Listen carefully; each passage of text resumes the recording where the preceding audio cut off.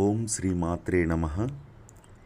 అమ్మవారైన ఇంద్రాణీదేవి యోగిని అధికారము మరియు హోదానిచ్చే దేవలోక మహోజ్వల కాంతి 64 యోగినుల వరుసలో వజ్రాయుధాన్ని ధరించి ఐరావతం అనే తెల్లటి ఏనుగుపై కూర్చుని రాజగంభీరంతో దర్శనమిచ్చే రూపమే అమ్మవారైన ఇంద్రాణి యోగిని. ఈమె ఇంద్రుని శక్తి, నాయకత్వ లక్షణాల యొక్క పరమావధి. ఎవరు ఈ ఇంద్రాణి యోగినిని సప్తమాతృకలలో 5వ శక్తిగా ఇంద్రాణి పూజలందుకుంటుంది.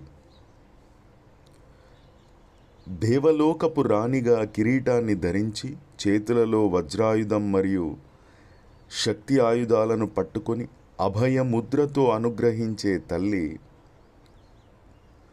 ఈమె మనలో ఉన్న ఆత్మన్యూనతా భావాన్ని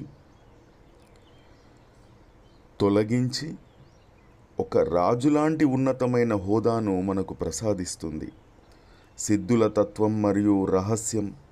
సిద్ధులు ఇంద్రాణిని 1000 కన్నులు కలిగినటువంటి మహోజ్వల కాంతిగా ధ్యానిస్తారు.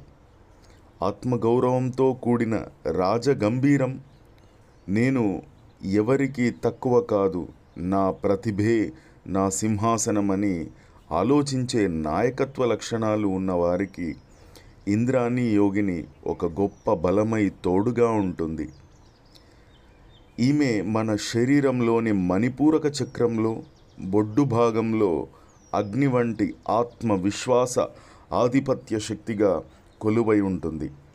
మనస్సు నిర్మలమైతే అనే నానుడికి అనుగుణంగా మనస్సులోని పెరికితనాన్ని తొలగించి సవాళ్లను నేరుగా ఎదుర్కొనే ధైర్యాన్ని ఇంద్రాణి అమ్మవారు ఇస్తుంది. శిల్పాలు మరియు దర్శనాల విషయంలోకి వస్తే హీరాపూర్, ఒడిశా 64 యోగినుల ఆలయంలో సుకుమారత్వం మరియు గంభీరత్వం ఉట్టిపడే రూపంలో కిరీటంతో దర్శనమిచ్చే ఇంద్రాణి యోగిని, ఆ అమ్మ శిల్పాన్ని మనం చూడవచ్చు అక్కడ. పురాతన రాచరిక ఆలయాలు. పూర్వకాలంలో రాజులు పట్టాభిషేకం చేసుకునేటప్పుడు తమ అధికారాన్ని నిలబెట్టుకోవాలనుకున్నప్పుడు ఇంద్రాణి యోగిని యొక్క శక్తి ఆవాహన చేసి పూజించేవారు. పూజాఫలం నాయకత్వ లక్షణాలు.